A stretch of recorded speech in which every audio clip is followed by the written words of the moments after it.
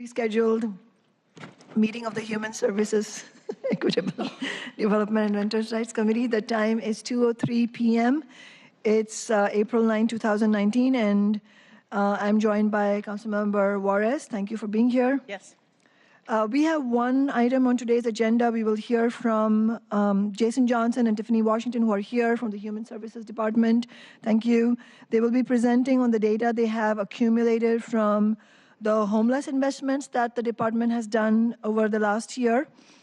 We held quarterly reports throughout 2019 to discuss the data, and this will be our first opportunity to step back and see the results over time.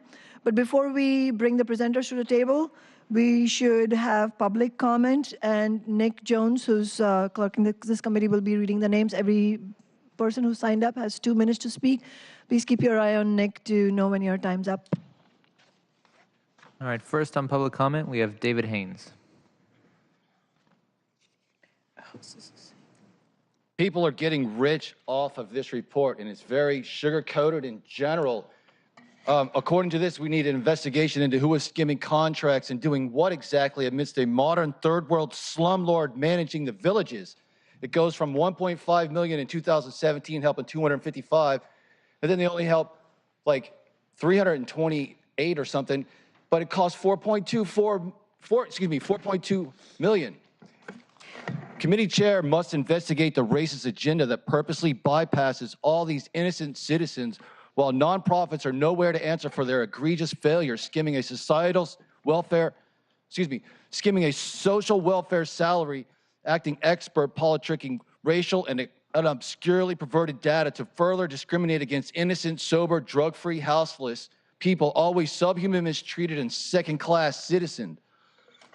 Committee chair needs to stop using paid operatives doing bidding of corrupt, subhuman shelters, providing a trade of accountability and integrity of inept and unqualified, self-appointed, politically connected nonprofits and their reliance on six-figure salary donors working with lazy, do-nothing government employees playing the race card. It would be great if city council and the committee chair dissolved allhome.com and all the government and non-government agencies regarding the red tape administrative that is squandering millions of hard-earned tax dollars, and you could use all that money to hire a 21st century general contractor and an advanced architect and use the capital investment and other matching funds for a vocational education for carpenters union qualified workers to begin the great American housing build out without fraudulent power mongers at Housing Development Consortium and all of their partners in crime. And I can go down the list. We need to have a Bertha Landis meeting every week for the homeless, hearing of what the hell's going on, and have all these great people that are participating in it show up, hopefully to solve the problem that's ongoing. After David, we have Alex Zimmerman and then Megan Murphy. Thank you, sir. Hi. Say hi, my dirty Führer. A Nazi garbage rats from Annual Farm. My name is Alex Zimmerman. Is this your plan for homeless? I see this BS for 10 years. And you haven't done doing nothing about this. Your goal only re-election, and I represent your socialism. Sorry, not socialism. I call this a Nazi social democratic mafia. That's exactly who you belong. So, my proposition very simple. First, and I spoke about this 100 times, this every time as I go for election, 6 times. So, we have more enough money in system so we can fix it everything without problem. That's number one. Number two. We need open better room in City Hall so people can come and talk. And look, nobody here. Because everybody what is we talking is nothing. Is your song, our voice matter? You see this? I keep this. No, it's not matter. You, no people here. So open better room in City Hall 1 time per week. And I talk about this for many years, 100 times. You never support this. It's very interesting socialist you are. It's number two. Number three, what is absolutely important. I go right now to every month to City Light, and director of City Light Schmidt presents, so I can speak to her, and there's almost Q&A. I talked to you many times, Savant, you know what I mean, for many years, and you always ignore this totally.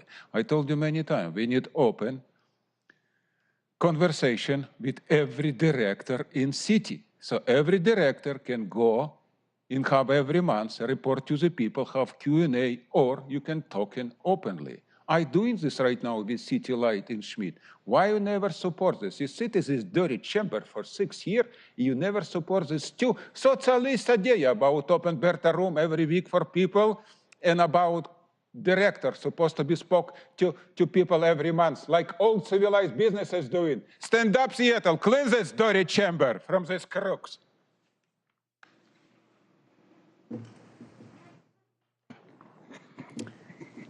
Thanks for letting me speak. I heard Chateau residents are, thanks to Sawant, getting $5,000 each for relocating, which is not enough. We were here for Hallison. I think it's called the trailer park, and they have to start their whole regimens of life over again, like where they're going to go to the doctor, how they're going to get transportation, their therapy, and a lot of them are elderly, and some of them have had trauma. And I think Section 8 shouldn't be so centralized. A lot of landlords can't afford to take Section 8 or won't, and or the rent is just too high to where people with Section 8 vouchers have to be in like one building. And I think everyone deserves a right to housing and to not be displaced, especially when they're older. So I don't think I heard that the company that owns Chateau is probably offshore in some like other country like China, or I'm not sure where they are, but they're owned by people with so much money that don't even know the residents that live there. And I think people deserve the right to permanent housing, safe housing, and like Share Wheel is going to get funded. And I think it should just be written that it's permanently funded. And a lot of the shelters, sleeping on a mat on the floor is really hard on people's bodies, especially if you're elderly. And I'm reading a book called The Inner Level that was recommended by Lakata. And, in societies where there's a lot of inequality, the standard of living is way lower. It's like there's higher levels of stress, depression, bipolar, and in more equal societies, the health outcomes are better for everybody.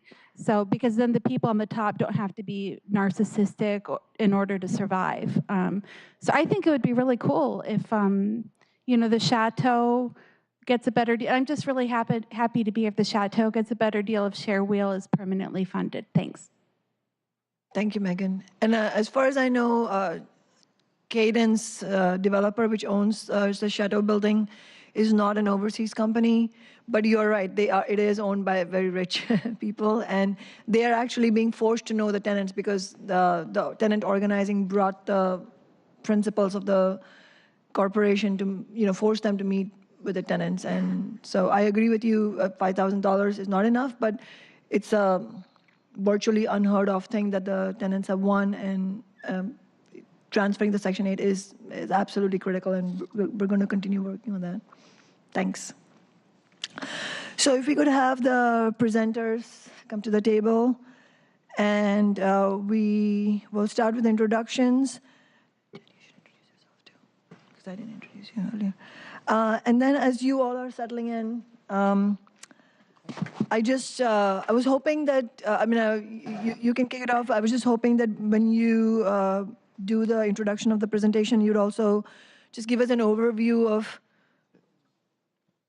when, do you need to help?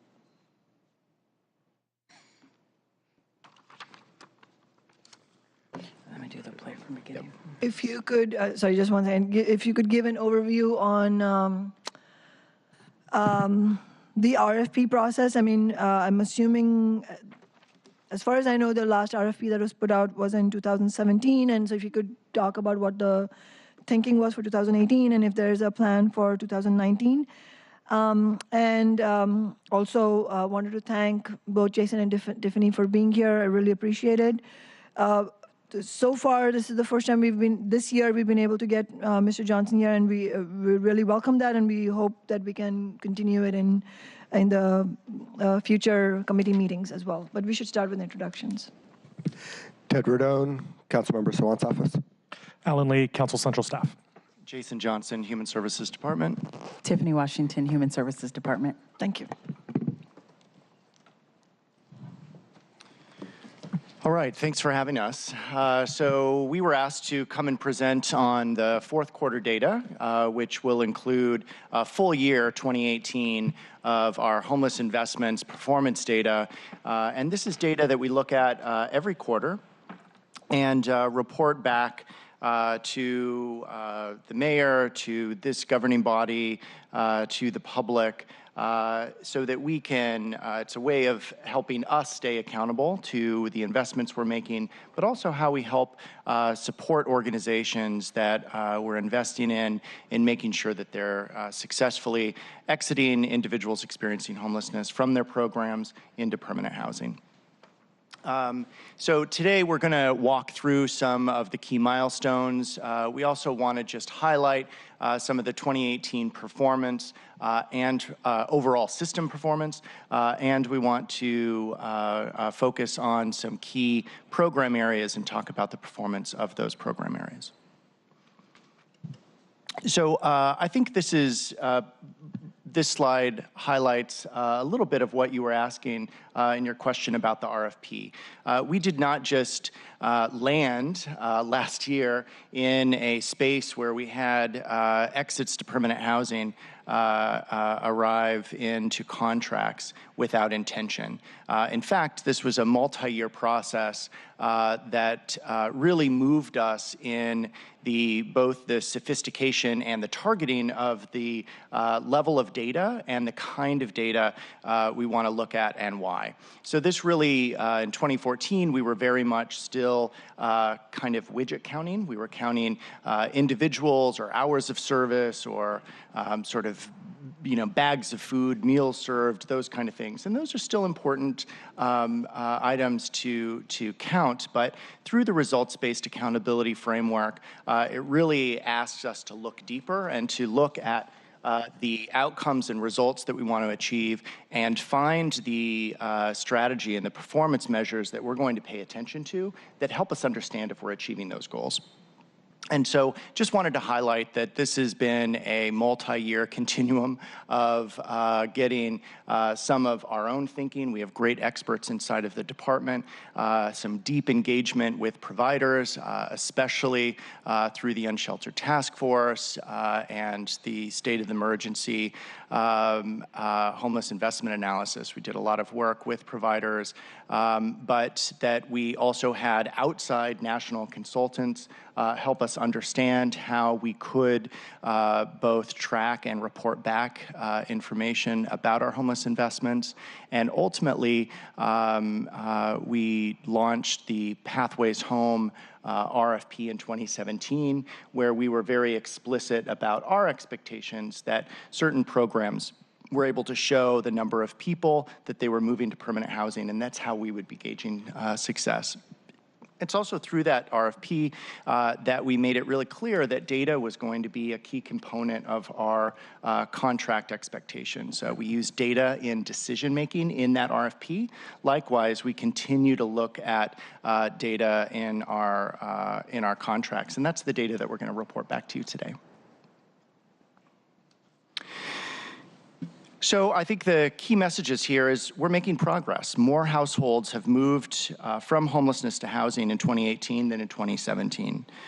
We are accountable to people experiencing homelessness. We're also accountable to the public. We're working together with our partners, human service agencies, to improve program performance and positively impact more people experiencing homelessness. Likewise, we're changing how we'll report results in the coming year. We've been reporting on these results each quarter throughout 2018. And those results are that we've moved a total of 7,428. We've had a total of 7,428 exits. And these are this is an increase of 30% over the number of exits that we had in 2017. These are a combination of 5,627 household exits to permanent housing, and this also includes sorry, I'm going to start over. This number of exits is a total increase of 30% over 2017, and that's that 5,627 number. We also had a number of people that we invest in permanent supportive housing. We also had 1,801 households maintaining that permanent supportive housing. So we sort of consider both of those an important piece of data and understanding how successful either our emergency program investments like shelters, transitional housing, rapid rehousing, diversion are performing, but we also want to pay attention to the important investments we're making in permanent supportive housing to show how we're able to maintain housing for those chronically homeless individuals. Councilmember Juarez and I were at a opening of a permanent supportive housing development opened by DESC just today. And we talked, I spoke with several people who talk about the important wraparound services that exist in those housing communities. And that's really the investments that we're making into that kind of programming that helps individuals maintain that housing. Without that important wraparound services, without the kind of in-building services that people who have experienced homelessness for a long period of time or have conditions that make it impossible for them to work.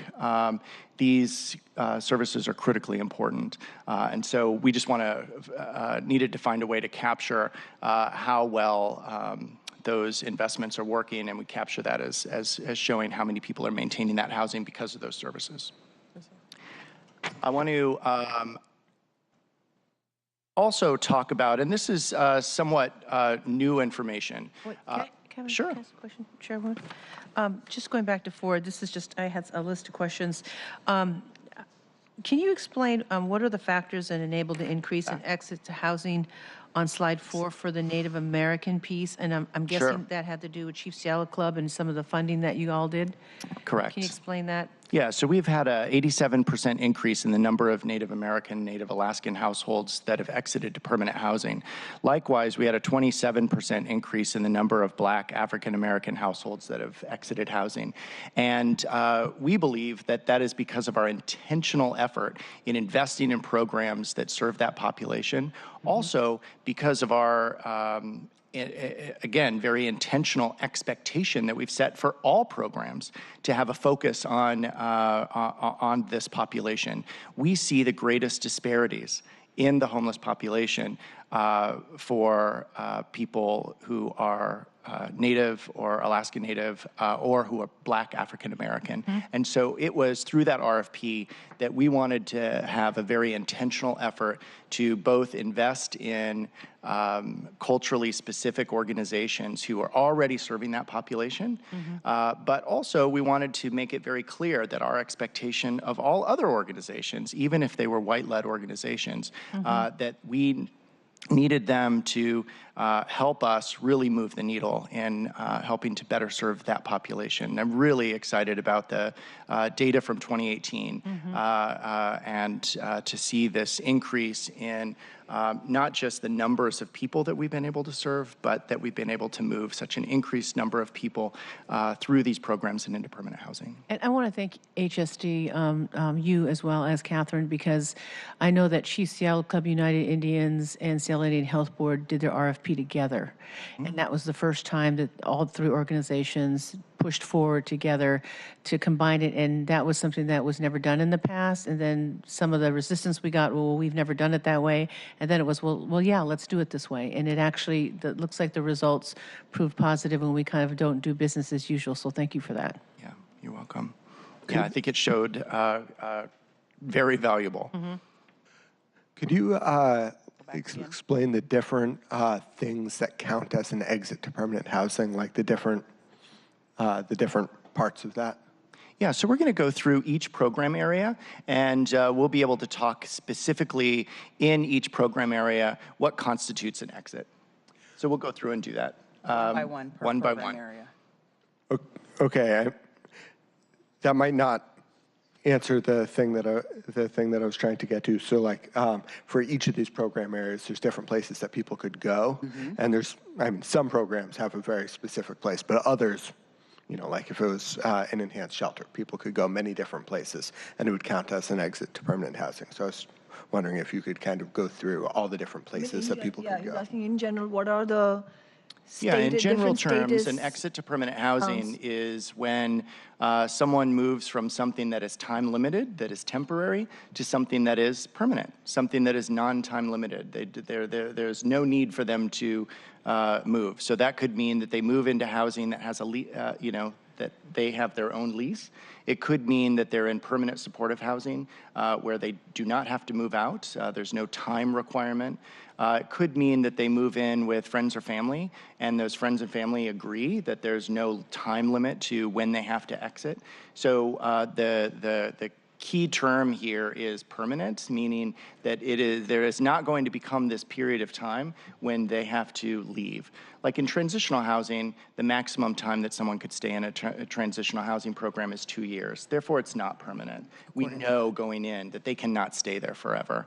In shelter, we really have a shelter stay target of like 30 to 90 days. So we know that that shelter is not intended to be permanent housing because the expectation is that they leave.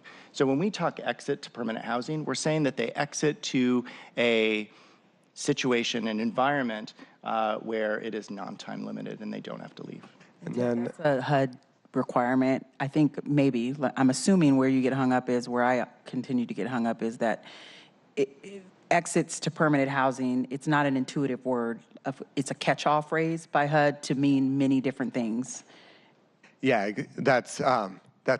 and some of HUD's definitions definitely need to be drawn out to understand the numbers. Like, correct me if I'm wrong, but when somebody gets a rapid rehousing voucher, that counts as an exit to permanent housing. And then when that voucher expires, then that also counts as an exit to permanent housing, and that counts twice. Am I right about that? Yeah, so there is some duplication in this exit number. And so I think what you're trying to describe is that maybe someone's in shelter and they get a rapid rehousing voucher. That shelter program is going to count that person as exiting their program to permanent housing. So they're moving into a place where they have a lease. And then the rapid rehousing program may be offered by a different program. They are after the subsidy and services end, and after a period of time which that individual is still in that housing without subsidy or services, that rapid rehousing program is also going to count that as a successful exit. And so these exit numbers, there is some duplication, but what we know is that we have unduplicated, and I think we can go to the next slide. Can I, before you go on to the subsequent slides, and I recognize that there might be duplication, but even without that, or even assuming that it's, I don't know what margin of error that presents, but outside of that, I mean, this is not the first time I'm having this question, and this, I've brought this up in the committee before, but I'm having a bit of a mathematical problem, and I've always had a mathematical problem. These numbers look so good. What's happening out there? I mean, if these numbers are actually within a very, I mean, this is statistics, so within a very reasonable margin of error, the only story that tells me is that if I'm to take these numbers as statistically reliable, then the only thing that explains just the ever-expanding homelessness problem is that new people are becoming homeless. Are you saying that so many exist to homelessness, exist to housing happened, and and the same year, brand new people entered homelessness or people re-entered homelessness. I'm just not able to square such impressive numbers with the problem that's out there. Do you see what I'm saying? I mean, it's just mathematically I doesn't very much see what square. you're saying, and that's exactly what's occurring. So as quickly, as impressive as these numbers are, as quickly as we're able to move people out through these programs and into permanent housing, I mean, our human service programs are doing a phenomenal job serving, literally tens of thousands of people in the homeless service system. Yet, there are tens of thousands of people who fall into homelessness every year. And so there is an inflow that far exceeds the outflow.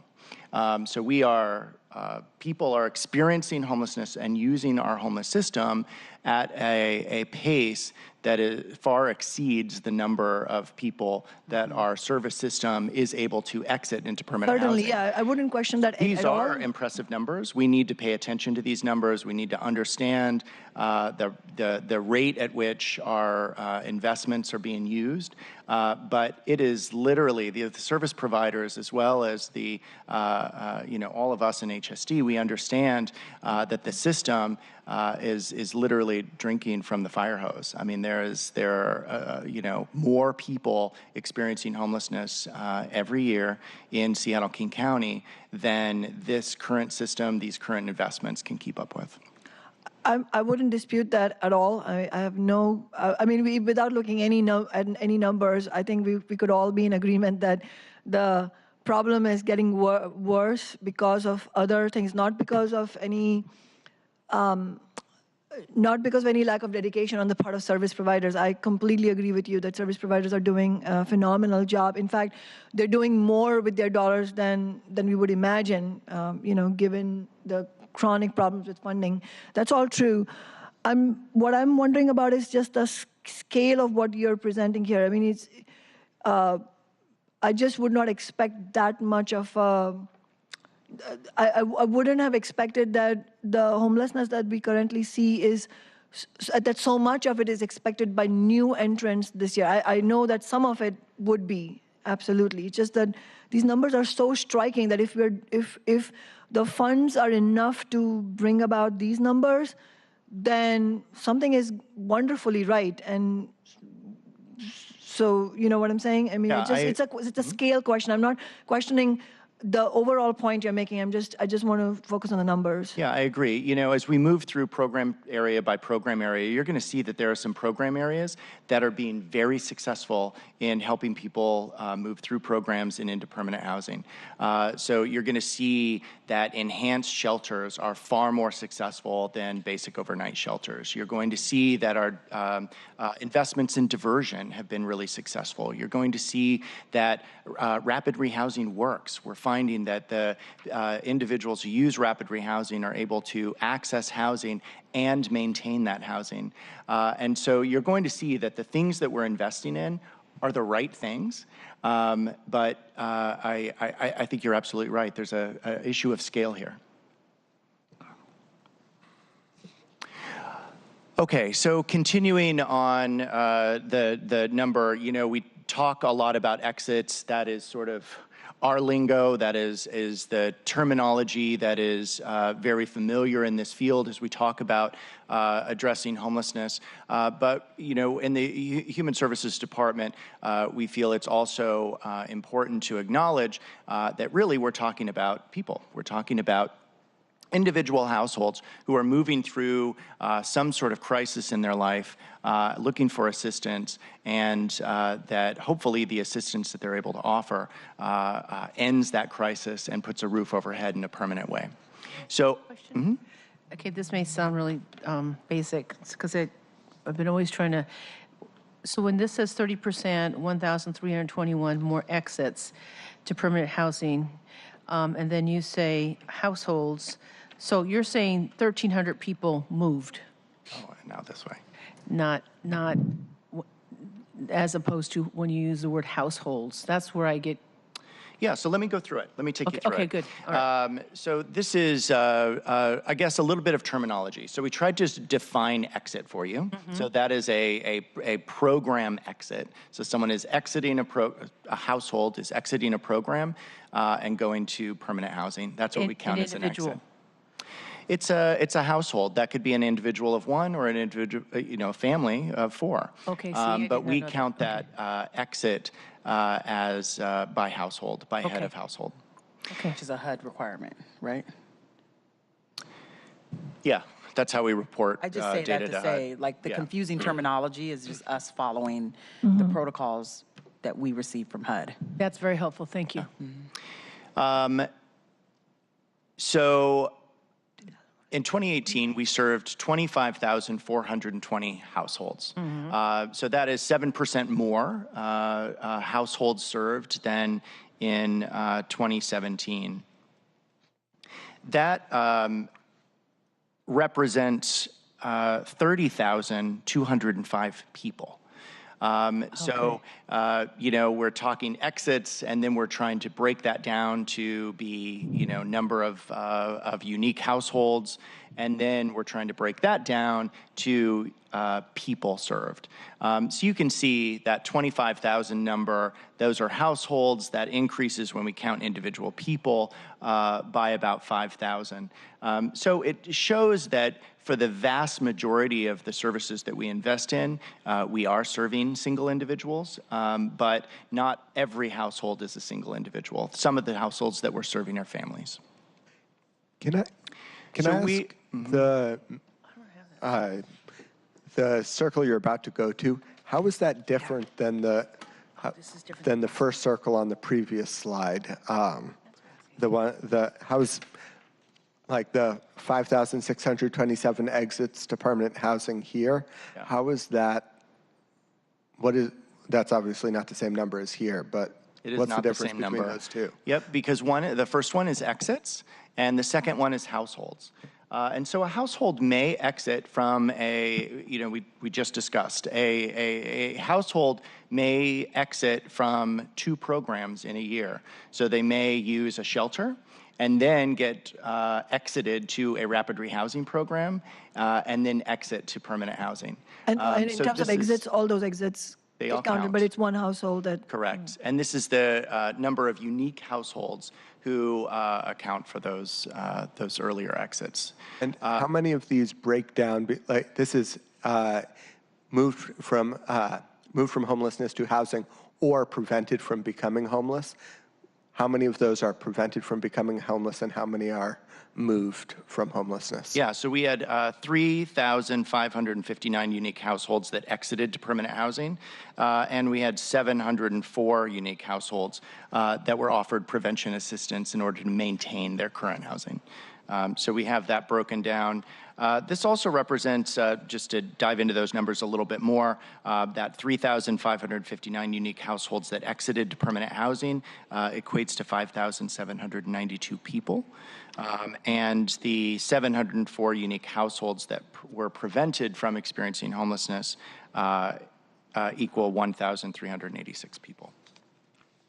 So this is the sort of granular level of detail that we go into. We do this to help us understand how our investments are performing. Again, we really look at exits because we want to ensure that programs are moving people through their programs and into permanent housing. That's how we gauge whether those programs that we invest in are working. But we also believe that it's really critically important that we understand how many people are actually impacted by the investment and by the service being provided. So this is just to show there's sort of 2 ways that we will be reporting on these numbers, presenting the number of households and number of people. This is new. You'll see us continue this through this year. We have always, found this level of information helpful, but it is something that we want to start reporting on. Again, these are individual lives, and so we want to go beyond just the our accountability and stewardship role of ensuring that programs that we invest in are successful and performing. We also want to be able to talk about our programming and share that from a very personal level, and making sure that we're talking about the people that are served by these programs. So now we're going to go by program area. So this is a level of detail that we've walked you through in previous other quarters, and we're going to go program by program area, and Tiffany's going to take us through each of those. Thanks. So I just want to, before we go into program performance, just again highlight the difference between talking about how well programs work to the effectiveness of our funding. It's a tongue twister for me. My staff, Jason, will tell me I'm new to this 2 years maybe, and I am asking the same questions you guys are asking. It's just, sometimes it's difficult to understand. And so when we analyze program performance or how well our programs work to move people to permanent housing, we look at enrollments. So this goes to Ted, which you said, each time someone enters a program, we want to capture that, and each time they exit a program, we want to capture that. Because if our system is working correctly, we know that one program can't meet the needs of someone. And so if someone is enrolled in shelter, and then they get enrolled in case management or rapid rehousing, that's showing us internally how our programs work together to help someone ultimately reach permanent housing. And that's the way in which we've been reporting to you guys to date. What we heard loudly, which Jason talked about before, is the general public doesn't understand this. They get tripped up on the same thing that you guys are getting tripped up on. And if it's prevention, how is it an exit, right? Or if it's this, how is it an exit? So what Jason just showed you on this slide is really our attempt at looking at system effectiveness and answering the question of how many people are better off because of our investments. And so this will be what we use to help the general public understand how many people, is this the right one? Yep. How many unique households are served. And so we have to do both and, because when we report to you, you want to know how our investment's working, and then also how many people are better off. Does that help a little bit? Absolutely. Okay. So this is just a place setter. Also, there's some envy in here because I drew this, so I put it up here every time just for bragging rights. You drew it, we use it all the time. There's nothing here that you don't already know. The first slide is prevention, and prevention is successful when people maintain housing and don't become homeless. And I intentionally did not use the word exit here because it's confusing. And so this program is successful when people maintain housing and don't become homeless. So what this data shows us is that in 2018, we funded new programs that are supporting cultural specifics, that provide culturally specific services, and we consistently served people closest to experiencing homelessness with the use of our homeless prevention tool. What you'll see also is that we saw fewer exits in 2018 than we did in 2018, and that's because we funded 6 new prevention programs in 2018. And those programs needed a ramp-up period. And so we expect to see the outcomes for 2019 this year, which will reflect a full program year of operations. And give us a couple of examples of how, in terms of prevention, how do we reach the target households in identifying that they need help? And I'm assuming you're talking about things like if there is an emergency, financial stress, and they want to tide over for paying their rent. I mean, I'm assuming it's things like that. So how do the households reach out to you, or how do we find them? So I'll take I'm pretty sure I know the answer, but I want to leave it open if I miss something that Jason wants to add. I think that we find the people because the people go to the agencies that provide wraparound services. And so if someone walks into the Y or into Seattle Indian Health Board and they say, we need help, we're going to be homeless if we don't get any help, we use the prevention tool here to determine their risk of becoming homelessness. Like, are they really, really close? And if the family or the individual or the household is they will be an imminent risk of becoming homelessness, then we use prevention dollars to keep them housed. Did I miss anything? Do you want to add? No, I think that's exactly right. I think that, we have investments in agencies that have very skilled caseworkers, and it's usually, families, households, they're trying to do everything they can to keep the roof overhead, to keep the lights on, to keep food in the fridge. And so it is when they access programs and are having conversations about their financial situation, about the realities of how they're trying to juggle all of this stuff, that we can help them understand if prevention dollars can be a tool to keep them housed. And so there are a number of agencies that do this work on our behalf. They use a very targeted tool to sort of assess that, if there isn't immediate assistance, rent assistance made available to this household, would they then have to use our shelter systems? And, not everyone who experiences extreme poverty falls into homelessness. Some people have natural support services. They can stay with a friend. They can stay with family. They can ask friends or family or their job for a little bit of cash to help get them current on rent.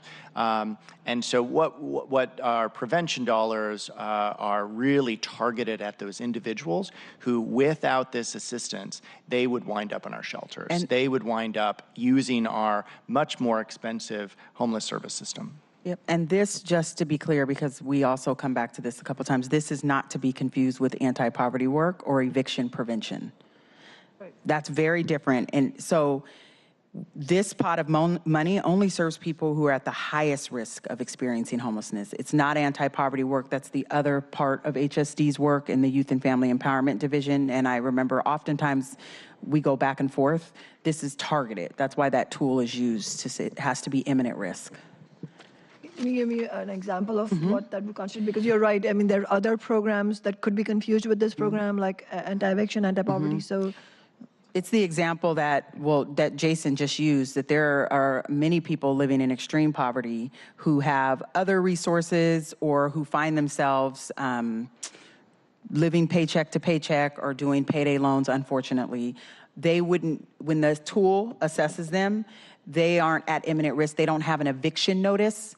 That would be anti-poverty work in terms of how do we get this individual out of the cycle of poverty, living paycheck to paycheck, experiencing the extreme health issues that come with that level of stress. That's the greater anti-poverty work. It is not the, this person is going to fall into the homeless system imminently.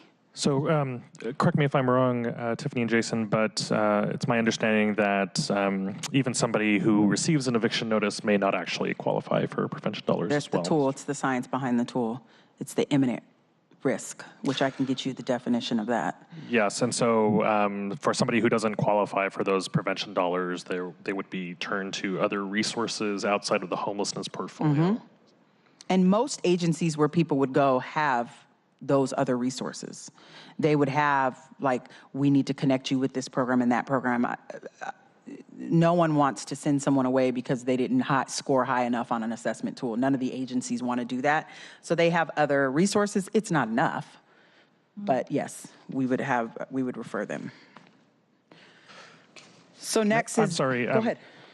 You go, then I've got two questions, but you go first. Great. Okay. So I just want to point out to the committee that the asterisk there notes the $2 million for the Seattle Housing Assistance Pilot Program. So just as a reminder, that $2 million came from one-time funds from the sale of the comp shop, and that was a specific, unique prevention program designed. It's new, and it targets people on the Seattle Housing Assistance SHA wait list, targets people on that list who are at risk for homelessness.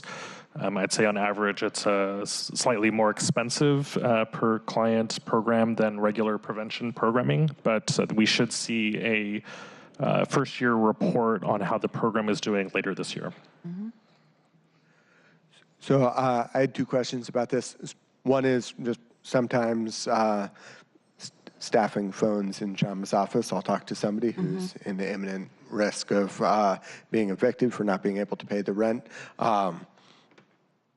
Which is the best place to send them to access this money? I can get you that information. I don't have the list in front.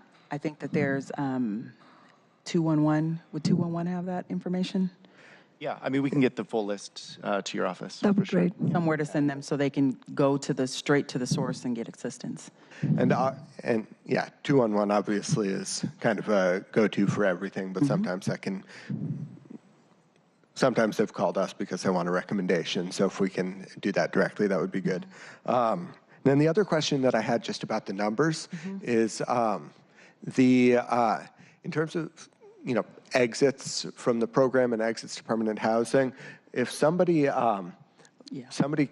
gets a voucher and they're good for, and then 6 months later they wind up not being able to pay the rent and they're evicted, how does that appear in these numbers? What would happen in these numbers in that? So I heard two hypothetical questions case? there. One is total program exits, and that's the number of people that exited the program.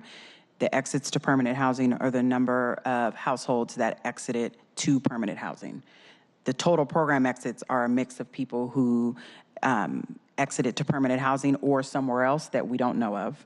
The second question I heard was, what happens if someone receives prevention assistance and they're able to stay in their house and then they're not again? Exactly. They can apply again.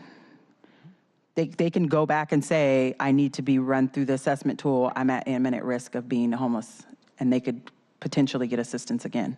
That's good. What I was what I was wondering about is how would that appear in the numbers? Like, let's say they don't apply again and they wind up homeless. How would that appear in the numbers? Alan, We look at, exits to permanent housing is not the only data that we look at. So there are 5 performance measures that we as the city and the county jointly look at. Returns to homelessness is one of those data sets.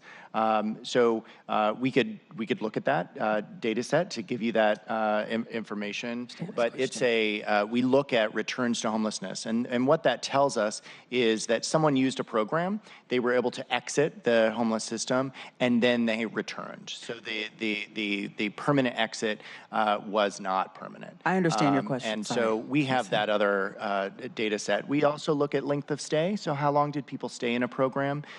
We look at how full programs are. So do they have capacity for new individuals to come into their programs?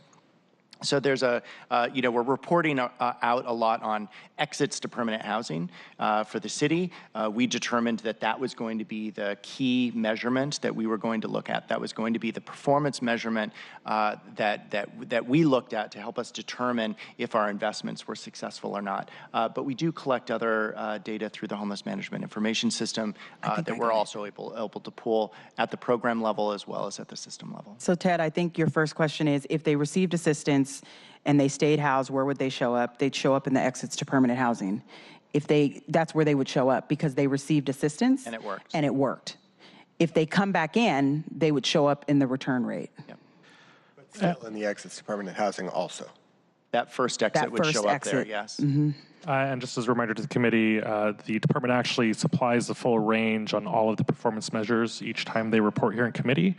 We do focus exclusively on the exits to permanent housing, but they provide a full chart with each of their reporting periods. But for this time around, we're slightly delayed, so we will receive the full chart, I believe, soon. And the exit rate for prevention, it sits around 2%, so it's low. So it works. You mean the return rate? So the number of people who receive that first subsidy to stay, it's a 2% return rate of people who return. So next is basic emergency shelter.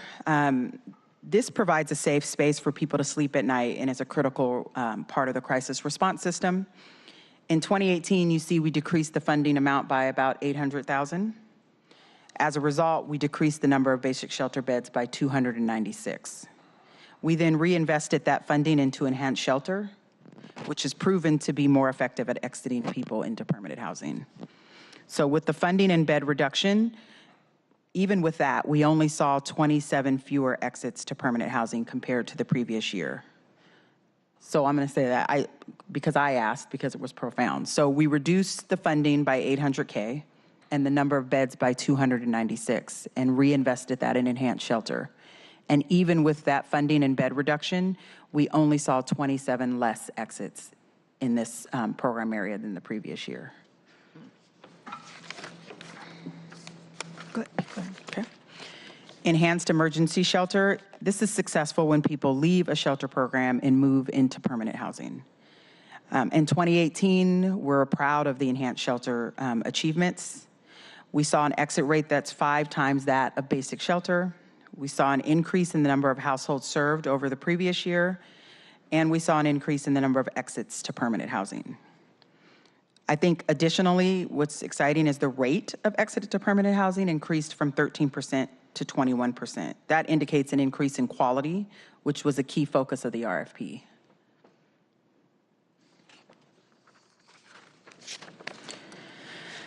Next, we have city permanent villages. Villages are successful when people move from living on the streets into a village, and then from a village into permanent housing. In 2018, we expanded investments in case management mid-year for the villages. We also opened new villages and added capacity in Q2, 3, and 4. The 3 villages that were opened under the Path to 500 were the Lake Union Village, Whittier Heights, and True Hope.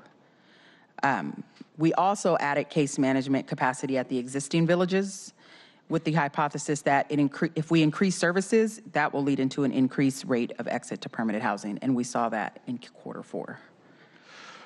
There was an increase in the number served in villages as well as an increase in the number of exits to permanent housing over 2017. And Tiffany, just on the previous slide, I'm assuming this is the answer, but I just wanted to confirm.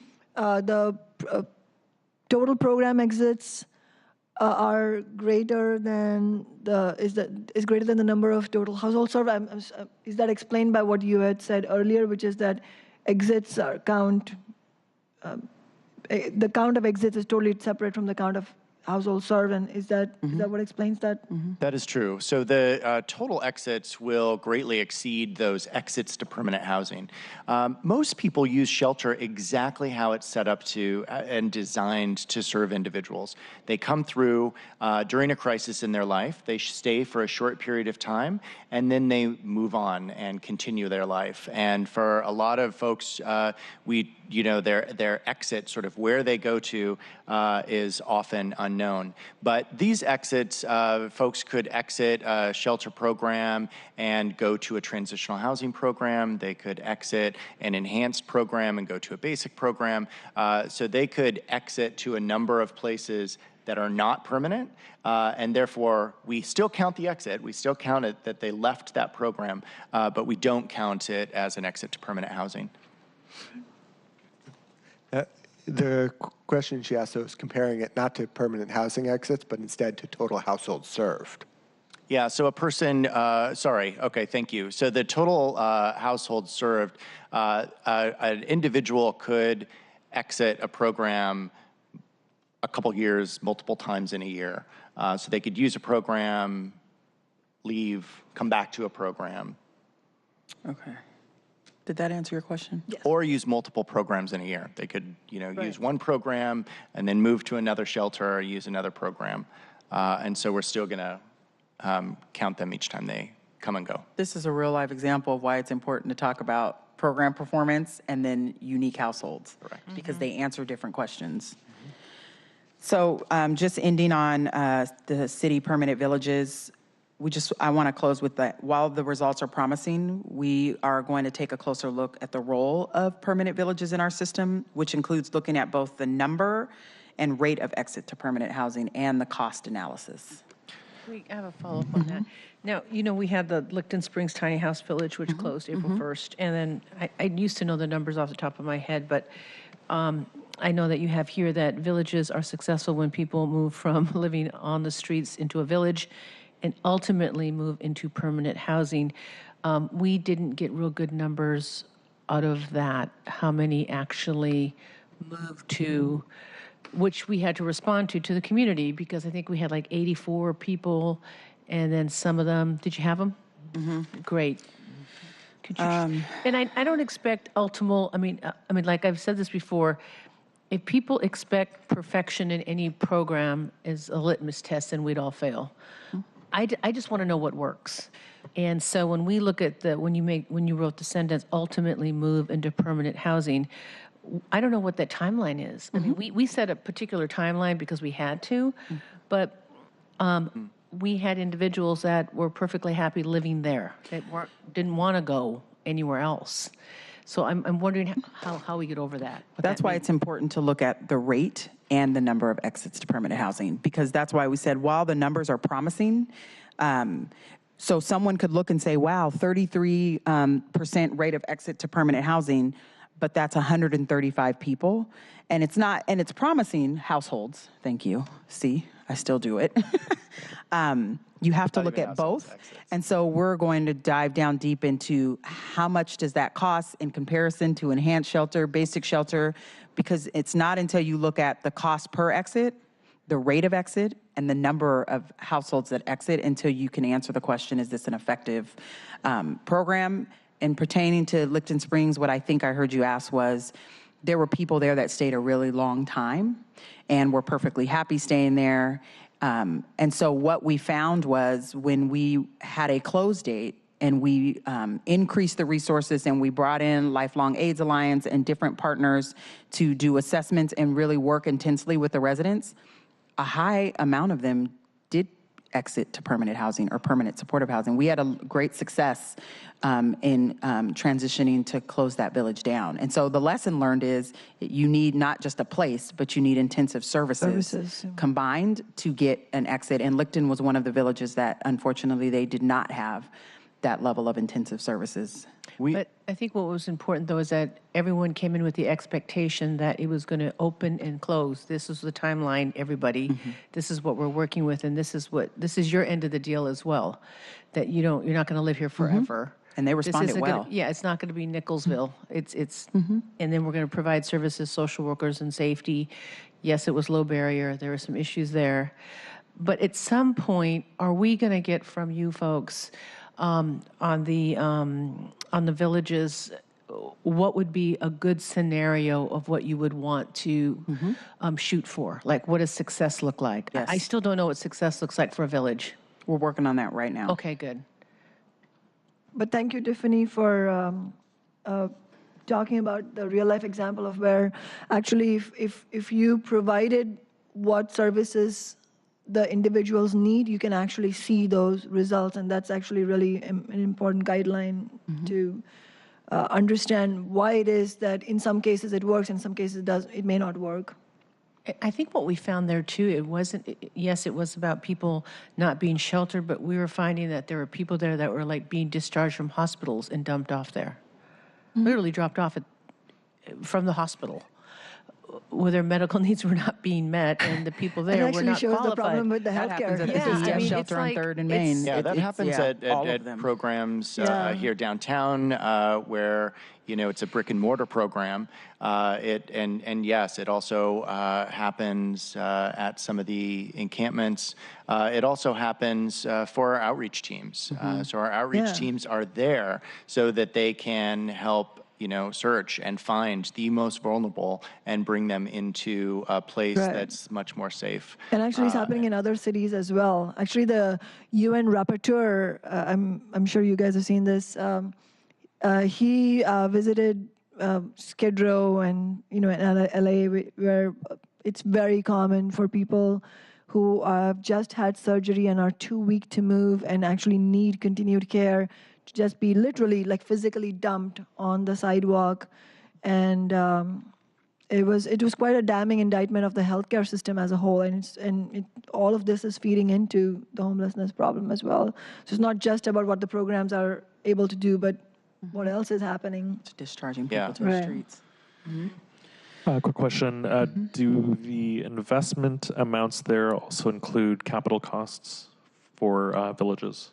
I'm not sure. Yeah. I can find out. That'd be great. Thank you. Because we opened new ones, so it's really finding out if that's in there or not. And when we do that, can we also include that the city didn't want to pay for some things? And I remember Sharon Lee had to get a private donor to pay for the showers and the sinks, which seemed really unfair and inhumane. I believe that we do, through reimbursement, we've paid for several of the Lehigh hygiene trailers for the villages. But Oh, we did? We'll get it. Okay, good. Okay, transitional housing. So This program area is successful when people leave within 2 years and move to permanent housing. In 2018, we saw an increased rate of exits to permanent housing, but served fewer people. So while there was a change in the quantity of people served, we did see an increase in the quality. So that goes back again to the rate and the number. And so we exited 359 in 2018 opposed to 433 in 2017, but the rate in 2018 is higher, which means that speaks to quality. Consistent with what has been reported previously, HSD decreased the total number of transitional units funded and increased the number of units that were serving youth and young adults as a more appropriate intervention for this population. So, move to the next one. Diversion. Diversion is an area where we're seeing a lot of success. This is a one-time funding or services to help people move directly to housing, either after a very short stay in shelter or by bypassing the shelter system completely. In 2018, diversion served more households and increased the rate of exits to permanent housing. And so one of the council staff asked about, give me an example of diversion. That's the person that says, I could move in with my aunt, but I need $500 to help pay for rent. That would be an example of diversion. In this area, an exit to permanent housing means that someone has left homelessness to a stable place, either a permanent housing destination or temporary living with friends and families. I think something that's exciting is that HSD partnered with King County All Home and Building Changes as part of the diversion project, which is training more than 300 providers across King County to use diversion. Building Changes has dedicated $250,000, and Pearl Jam Home Shows invested $750 in this project to be used for flexible funds. The flexible fund pool is managed by Africatown and can be accessed by any of the front door programs like shelter, day centers, outreach, and villages. So we should see an uptick in this, given this increased dollars, and so I'm excited to see if pouring this much money in this investment will result in more successes. I just want to highlight, often we think about diversion as the cash assistance that someone receives to move them from a front door of a shelter to a permanent or more stable environment. But diversion is really a strategy. It's a way of having a conversation with someone, way of helping an individual be really creative about what options they have available to them. So it is both the engagement, the one-on-one engagement, where I can explore with you, you know, are you able to, where did you stay last night? Oh, you were on your brother's couch. Why can't you stay on your brother's couch tonight? You know, he got mad because I ate his ramen noodles. How about we buy some groceries, help him pay an electric bill, and maybe help him pay some rent? If that were the case, could you stay there longer? Yes. Great. So make a call to the brother, sort of, you know, help that person explore options. I think when people are faced, especially when people are faced with homelessness, they are absolutely paralyzed and sometimes unable to do that creative thinking on their own. And so these really important prompts that case managers can offer an individual with the cash assistance to help out can be a really powerful tool. And we're seeing great success in our diversion strategy. So diversion wouldn't be like eviction prevention, because that eviction prevention is more emergent. Yeah, and that's correct. Yep. Eviction prevention, you're not technically homeless yet. Mm-hmm. Okay. Yeah, it's welcome to the world of terminologies. I mean, this is how systems clash and collide with each other to perpetuate poverty and homelessness. So just to answer that, so as a case manager, for me, when I case managed young people coming out of the juvenile detention center, what was amazing for me is to be able to say to a young person, because I was working in a system that required birth certificate, social security card, they don't know how to get that. Mm-hmm. When I could say, I can pay for all of that, I can pay for your GED test, I can pay for your first and last month's rent, though that's the spirit of diversion, it's like quickly getting those barriers out of the way and not making them like go through a whole bunch of system enrollment steps just to get $50 to get a bus ticket home. Just giving someone an address. Correct. That's the problem we had with working with Aurora Commons is it was a catch-22. You can't have an ID because you don't have an address. Why don't I have an It is a address? Because catch-22, I'm yeah. homeless, so I can't have an ID, so then I can't get services. It was just like around and around. And as Jason said, diversion can be used throughout the whole process. There's not like, you can only use it when you're in shelter, or it can be used at any time someone says, hey, I can get out of this system if I just had this. Well, I am happy to say that I fought the postmaster and won. What's that? I said I fought the postmaster and won. Yeah. Yeah. They wouldn't let a particular group use their address for anything. And I said, no. This is why I miss being a lawyer, because I couldn't sue them. I'm a lawyer in my heart. So rapid rehousing is the next program area, and this is successful when people live in their own housing without ongoing subsidy. And so in 2018, rapid rehousing improved the rate of exits to permanent housing to 78%, up from 72, increased the number of households served, and had 618 exits to permanent housing, which is up from 476 in 2017. This is one of those areas where you all were asking about what works. This works. Right. I thank you for that. I don't know if Ted wants to. Ted was informing me that we had a constituent call who had a rapid rehousing voucher with a private landlord, and then faced eviction for not responding, or for not paying in time, or for not responding in time. I'm sorry, maybe you should clarify, and if that's relevant here or not, and if it's useful to bring it up. So, yeah, I mean, one thing that it's all anecdotal, it's not statistical like this, but I frequently wind up talking to people who have rapid rehousing vouchers that don't work for them because they then, when the voucher expires, they can't pay the rent or other any number of problems that have to do with having a private landlord, rather than the permanent supportive housing and that sort of thing. So this specific case that is somebody who was evicted by their landlord, and it sounded like very strange grounds for them to be evicted on, and because our eviction system is messed up, they didn't have money for a lawyer, they wound up not responding to the eviction in time, and then when they finally got a pro bono lawyer who agreed that they should not have been evicted, then it was too late, and the judge, rather than ruling on the merits of it, said, sorry, you missed your deadline, and that's how it goes. So then they were facing eviction. So then I contacted HSD to say, this was a voucher that came from the city through DESC. And so basically the question was, okay, here's a person who's about to become homeless because they're getting kicked out of this home. They were provided a voucher. What can we do?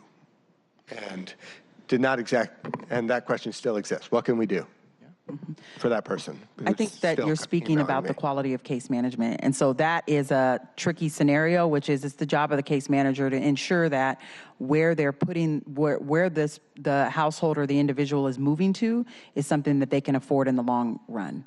And so as a case manager, people will often say, I want to live here. But the question really from case management perspective is, can you afford that when this subsidy runs out?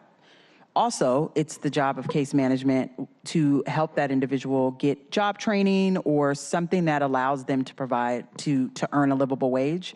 And so I say all that to say that is just one story of many. And if you unpack them at the end, it's a series of multiple issues that case management is designed to help kind of weed through so that individual does not end up back on the streets.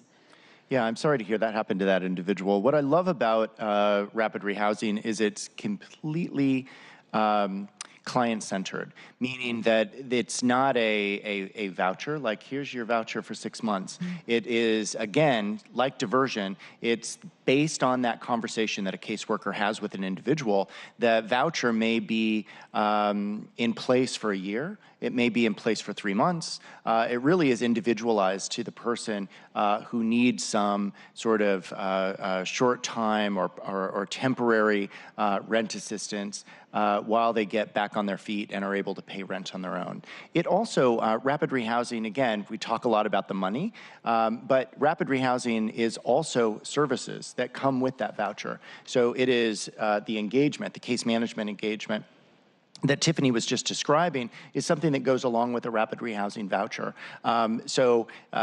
You know, the way the model is designed to work is that individual, if they fall into trouble, there is someone for them to call. And there is some level of service that person can lean on to ensure stability of that of their housing. It isn't successful for everyone, but it is successful for most. I don't remember the return rate, but it was single digit last time I looked. And so this is rapid rehousing is a program that has proven itself to be very effective for some households. It is not for everyone. It is not for an individual who has zero income. It is not for individuals who are likely to be, permanently disabled and therefore on a very, very reduced, limited and set income. This is really for individuals and families who have a one-time crisis that occurs, whether that's a crisis that impacts their health or their job or their housing, and this helps them get back on their feet. So again, not for everyone, but for those that have been qualified for and deemed a good fit for rapid rehousing, this has been a really good response. How long has this program been around? It's been around for, I should say HSD has funded it for years. We funded it initially as sort of a pilot. We heard a lot about rapid rehousing participating in other communities. And, we had been doing it, maybe not calling it rapid rehousing, but doing this sort of model where there's, temporary rental assistance packaged with some case management services in the community. Actual rapid rehousing, like 5 years, 8 years, 6, 12, 14? Yeah, just I don't know. Ballpark, an idea? Nope. I could find out. It's okay. I'm just wondering. Ballpark, I would say less Five-ish. than a decade. Okay. Oh, and thanks. It looks like the return rate was 3% in 2018. Preliminary. I have to say preliminary, or the data people will get me. So just on this individual, and I get that's an individual, but I just want to be able to respond to him successfully. So the court ordered his eviction. The sheriff has not kicked him out yet. So he's housed at this moment, but impending homelessness. What can we do? I would encourage to Yeah, you find said out it who's was his case DESE, manager. it's, I think, critically important that we connect with that person's case manager if that hasn't happened already. Which is what Meg suggested when I contacted. But so who in DSC can I call? So I think the tricky part is that we're now dealing with like confidentiality. And so unless you can say John X, that then I can call DESC, it really, because that let's just person take this called off you, the table. you can call DESC and say, this is Ted, I'm from Councilmember Sawant's office. I would like to I have talk a to somebody. situation, There's an yeah. individual that's They'll your connect you with that program, we individual. have provided services for. Yep. And then if you don't get an adequate response from DESC, let me know. And then that's a contracting issue. But because you have that person's name, I'm assuming they felt safe giving you their Yeah. name. You I can will do tell that. that to DESC. Thank you. Appreciate that. So next is permanent supportive housing. This is successful, as Jason talked about in the beginning, when people remain housed in a permanent supportive housing unit or move to other permanent housing. What I would just say about this slide is that we continue to see that this is an effective program to help chronically homeless people find and maintain housing. Did you have a question, Councilmember Rose? No, thank you. I have a question. So before we get into the next slide, so I noticed that, if we go back to the beginning, to the great graphic on page 7. I'd love to go back to that. Hold on. Great. There you So, go. yeah, that's right. So, Tiffany's slide. when we were there. so just wanted so to shoot a question about some of the interventions that are not in the presentation. So specifically, day centers, hygiene, and then also, which is not in the graphic, it's at the top there, but our outreach programs as well. And wondering, frankly, what performance was like, if you could speak generally to those intervention types. So exit to permanent housing for outreach engagement is not we don't have a contract goal that holds outreach workers to exit people to permanent housing. So that's why it's not included in the presentation. Outreach programs provide referrals to shelters or permanent villages. And I will get back to you on performance in 2018. I don't think I have it unless you do. And then day and hygiene centers, again, those are an important part of our system. And so if you really look at, I feel like the middle part is all about the support. So day and hygiene centers, outreach, and so we don't put them in there because they don't have exits to permanent housing in their performance pay, but they're a critical part of the the system. So I do have day and hygiene center numbers for 2018. Just in terms of we have 15 shelter day centers that receive city funding, and in 2018 these day centers served over 12,300 unique households. Okay, just one plug here. It wasn't until this year that D5 finally got one through the Mennonites, and I'm going to push again for that. Day hygiene center. Got it. And we have Mary's Place for mothers and children, but the Mennonite God's Little Acre is a day and hygiene center focused for the men, and that's all we have. So I will be back at budget bugging you guys, just so you know now. Little heads up. Great. Thank you. Thanks. So I think this is the last slide, but not the least important. This is about our 2018 racial equity goals. What's important here is, as Jason said earlier, we saw an increase in both the number and rate of which Native American, Alaska Native, and Black or African American households entered housing. The American Indian, Alaska Native households exits increased by 87% between 2017 and 2018. Black African American household exits increased by 27% from 2017 to 2018. And this increase is largely due to the new funded agencies that provide culturally relevant services to support goals. Thank you. Great. So thanks again for your time. Again, this is a full year and the first full year that we've had this level of data by program area focused on exits to permanent housing. We've been sharing this quarter by quarter, but I think we've all been really looking forward to getting to the point where we have a full 12-month, full year of this data. Again, we are really pleased. We're seeing, again, that our investments have made significant improvements. 30% more people exiting to permanent housing when compared to the year prior. We've seen a 7% increase in the number of people that we've been able to serve in this system. And that really points to a level of both new opportunities to come inside. So we've opened some new shelter capacity, but also it signals that we're doing a better job of creating some throughput so that there are openings at programs that existed before.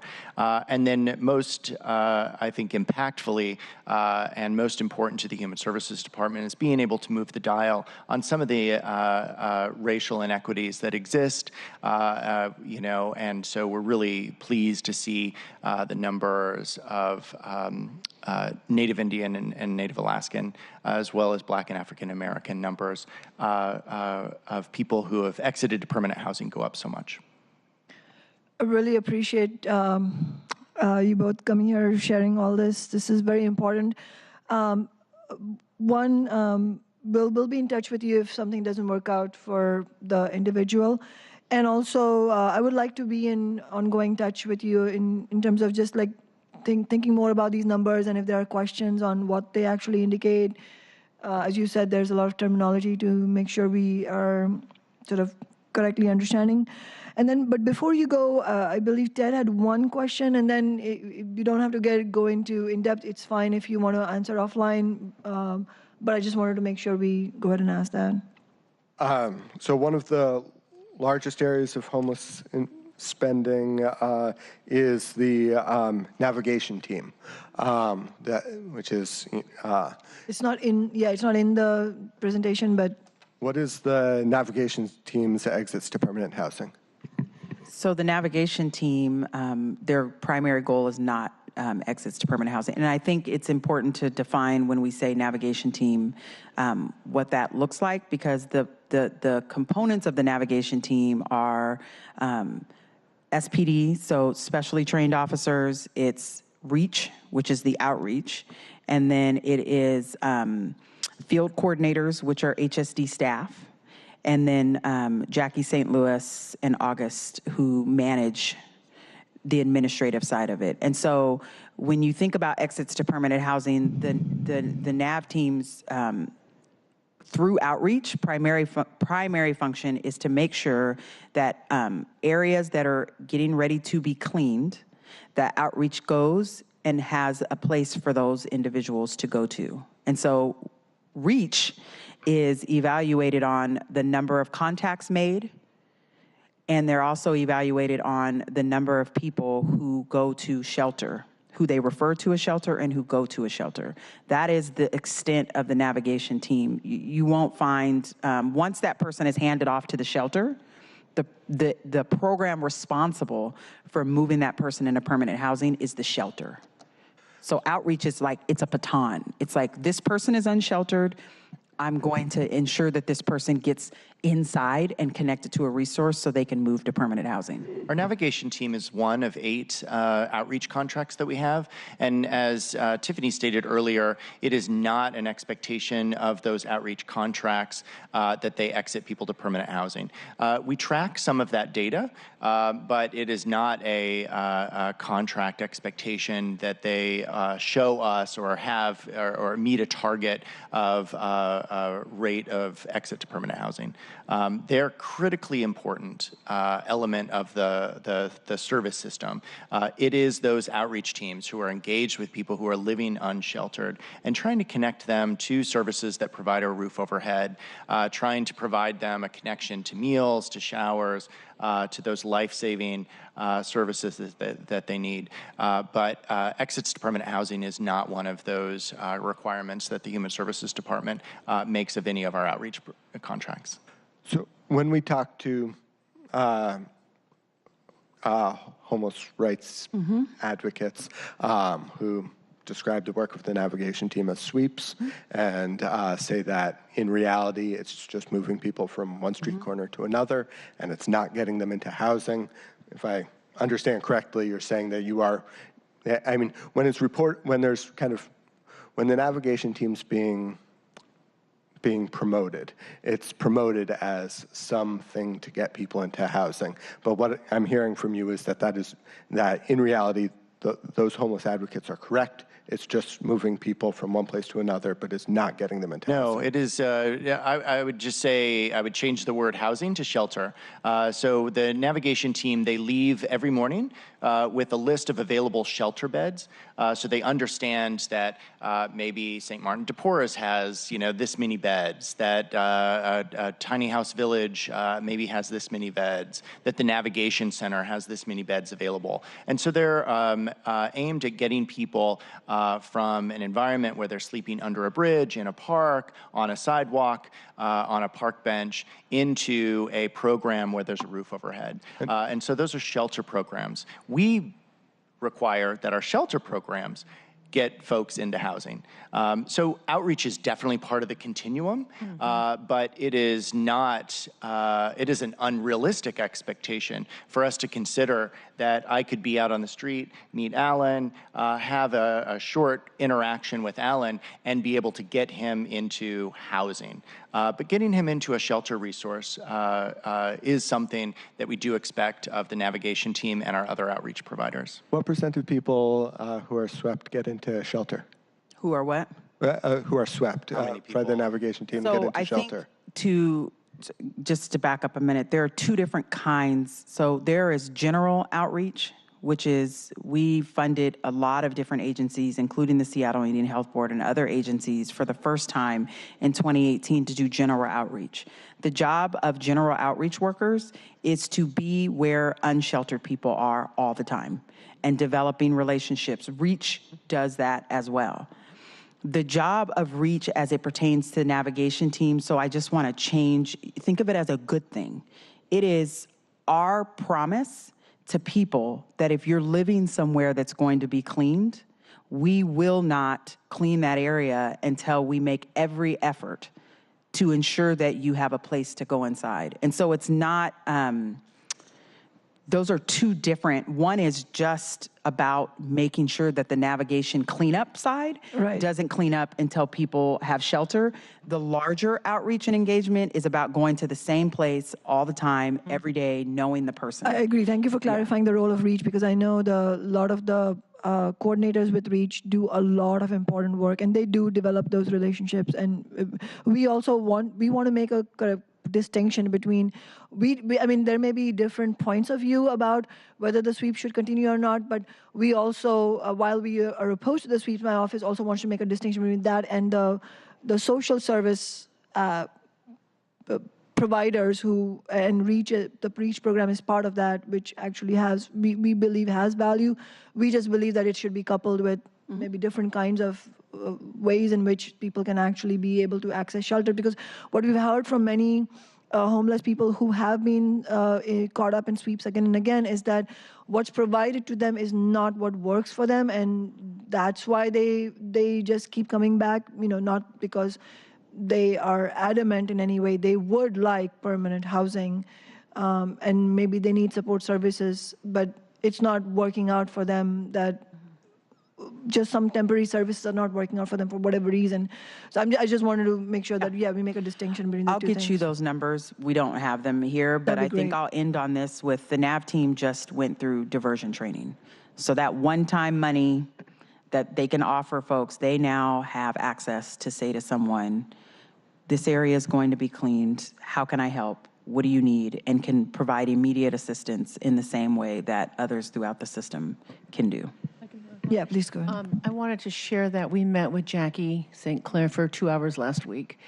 And we've been having particular issues. And I think the other side of the story needs to be shared is that in one area where we had 27 tents, and we actually walked the area, went out there, our district director, and unfortunately, of the 27 tents and the individuals all in those tents, not one person wanted our services and wanted shelter. Not one person. So that's the other side of it, is that they didn't want it. So they literally went out there 8 times. We were out there twice. And, sometimes, like you say, we have to build relationships. We know that we have other areas, particularly in my district, where we physically have gone out there, up on Lake City Way, Thornton Creek, I could name 8 of them off the top of my head, where the real key to success is the individuals or organizations that are already in district working with those groups. Like we have Kelly Brown at North Helpline, we have the Mennonites at Godzilla Acre, we have our folks at Aurora Commons, the people at the Lake City Community Center, and the Mennonites. I mean, we literally use these on-the-ground people to work with the NAV team, because you're right, it takes 2, 3, 4 times to build that trust and then to get them in. But does that make a story on any particular channel? No. But it is disheartening when you work really hard, and we were out there a lot, and I counted up to 27 tents. I'd go up there on Saturdays, and not one person wanted any of our services, because they end up going other places. And then we see them again and again. And so I guess my frustration is, and I like how you teed up and responded, that it's not the navigation's job to find permanent housing. It's the continuum of the navigation team finding those human beings and finding what their needs are, building that relationship, and then moving on to shelter, and then moving on hopefully to permanent housing, and then getting them sheltered, and then addressing mental health issues or addiction issues or any of those kind of issues. So I want to thank you for the hard work that you've done. And meeting with Jackie for a couple hours was very eye-opening again. He's just a wonderful person, and I really appreciate his enthusiasm and his humanity. So thank you. As do we. As do we. Thank you for being here, and I look forward to more discussions. I do want to say we have to, precisely because the success stories don't make it on TV, and then you see very right-wing points of view, I think it is important that, at least I feel that we shouldn't play into this narrative that homeless community members are just refusing services. Clearly society is failing them. It is a social problem, and I think we have to continue to have that lens. And if this is not working, then something else has to be done. And the main reason, and I've said this before, but just to reiterate because this came up today, the main reason my office is against the sweeps, and we're not alone. As Ted was saying, there's a whole range of homeless and affordable housing organizations that are advocating affordable housing and homeless services don't accept the sweeps because it's a question of millions of dollars that are being spent on something that is clearly not working. Now, that doesn't mean that there are components of it, like the REACH component, which actually need to be part of a comprehensive approach to homeless services, but clearly the sweeps are not working. I mean, because it's just evidence. We're doing this year after year, millions of dollars are being spent, and it's not working. And I also wanted to say that with an acknowledgement that ultimately it's political officials, elected officials that decide policy. It's not that it's all on HSD's shoulders. So we also appreciate the constructive work that is being done by the staff at HSD. So thank you very much. Thank you. Any other comments? Okay, thank you, Alan, also, and thank you, Councilmember Morris. Meeting adjourned.